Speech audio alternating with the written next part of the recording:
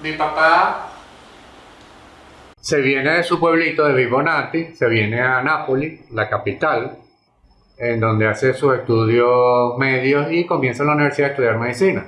Dicho sea de paso, el estudio de la medicina en Italia es mucho más teórica que aquí en Venezuela. Mi papá siempre me comentaba eso, que era una cuestión muy teórica. Él decía que en alguna oportunidad tuvo que dar un examen. Como yo les había dicho, él nació en Venezuela, él no se lo llevó pequeño. Los profesores, cuando vieron que él era venezolano de nacimiento y él se había preparado para eso, él decía: estos me van a preguntar sobre enfermedades tropicales, que allá en Italia no se manejan. Entonces él tuvo la visión o la previsión de estudiar para enfermedades tropicales, y precisamente como era venezolano y como venía del trópico, los profesores le hicieron preguntas sobre eso. Cuenta también que durante sus estudios médicos estalló la Segunda Guerra Mundial. Él ya estaba a nivel de, digamos, hospitalario, y tuvo la fortuna que, como era estudiante de medicina, no lo mandaron al frente de batalla. Recordemos que en la Segunda Guerra Mundial Italia era aliado de Hitler. Estaba al mando Mussolini. Es decir, mi papá y mi mamá hablaban de cómo los adoctrinaban a ellos.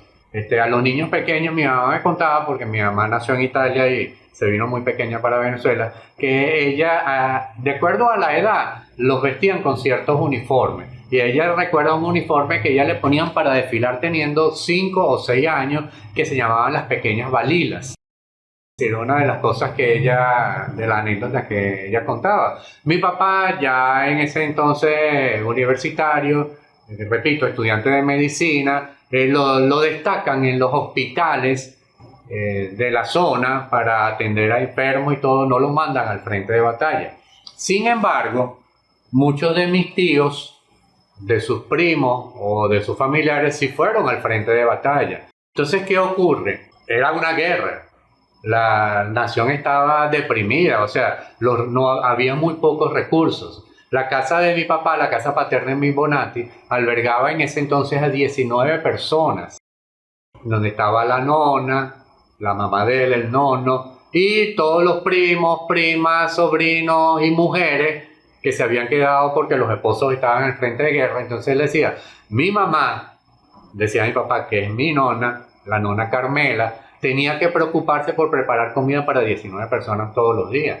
Y no era fácil en una Italia de guerra, en un país de guerra donde los recursos no existían. O sea, ahí entra el cuento de las morocotas. ¿Quiénes eran los que tenían alimento en ese entonces? Los campesinos, que en Italia se llaman contadinos. Entonces ellos se iban con maletas al campo, maletas de las de entonces que no tenían rueditas sino que eran de asa. Eran unos muchachos también, o sea, aunque eran estudiantes, cuando él les tocaba sus vacaciones se iba con sus primos al campo, donde estaban los campesinos, los contadinos, e intercambiaban las morocotas por el grano. El grano es el trigo. O sea, entonces ahí le daban morocota a los contadinos, se llenaban esas maletas de grano, de trigo, y se regresaban, y ese trigo servía para preparar toda la comida que había para sustentar a esa tropa de 19 personas que vivían en la casa. Es una de las anécdotas que él cuenta. Es decir, que fíjense cómo la previsión, el ahorro, es decir, haber intentado, digamos, o haber creado una riqueza para vivir toda la vida, sirvió para sustentarse durante esa época tan difícil. Bueno, pasa lo que pasó, termina la Segunda Guerra Mundial. Mi papá cuenta que le faltaban muy pocos exámenes para terminar su carrera, sin embargo se bloqueó. No terminó de dar los últimos exámenes, no pudo y no se graduó. Entonces el nono le dice, que ya él sabía, el nono ya estaba viviendo en Italia, ya era una persona mayor: bueno, como tú no quieres seguir estudiando o no quieres terminar la carrera, vete para Venezuela, ya más o menos de unos 35, 36 años. Fíjense que, o sea, para esa edad todavía estudiando medicina, es decir que, sí, me supongo que habrán habido épocas en que hubo paros, que no hubo carrera, la guerra, bueno, hizo que sus estudios se retrasaran.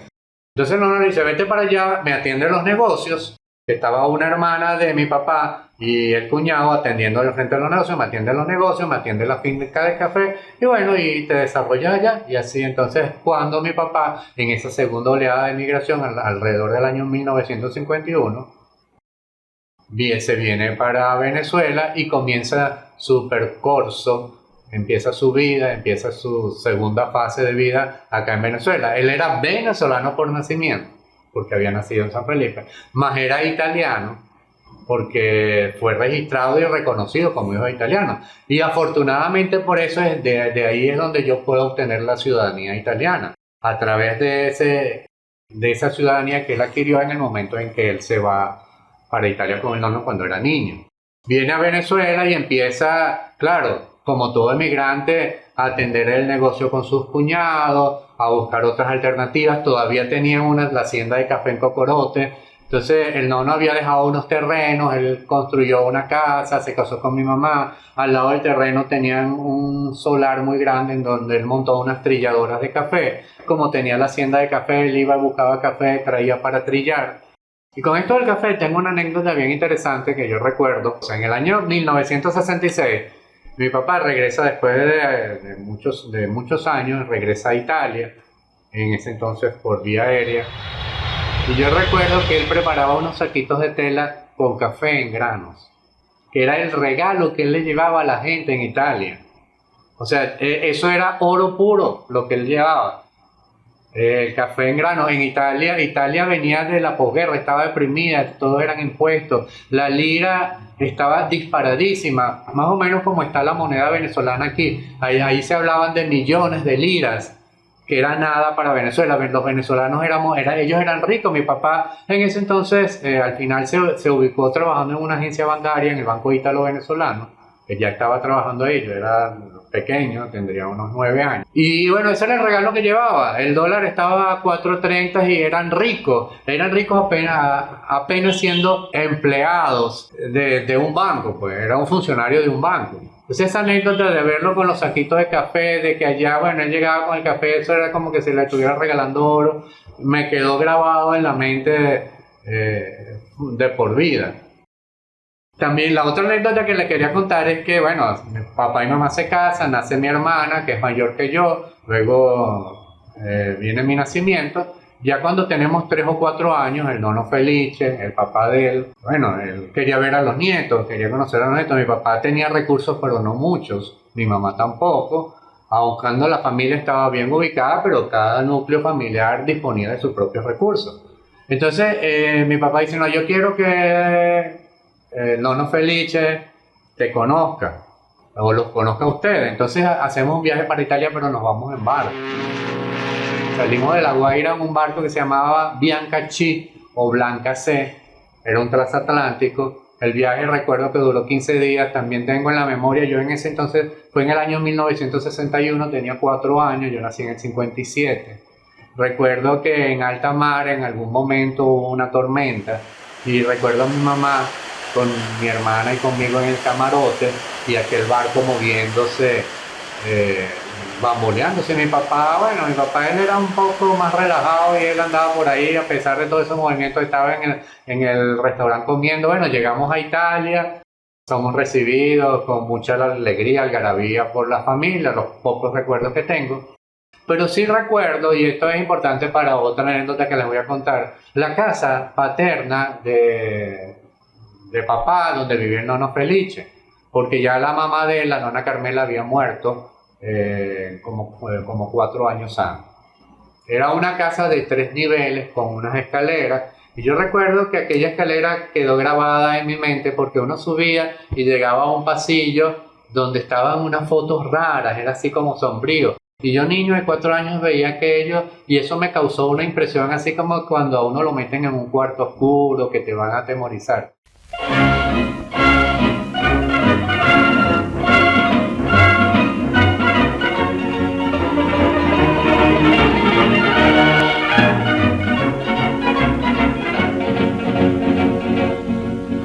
Ai sera nanni ne manata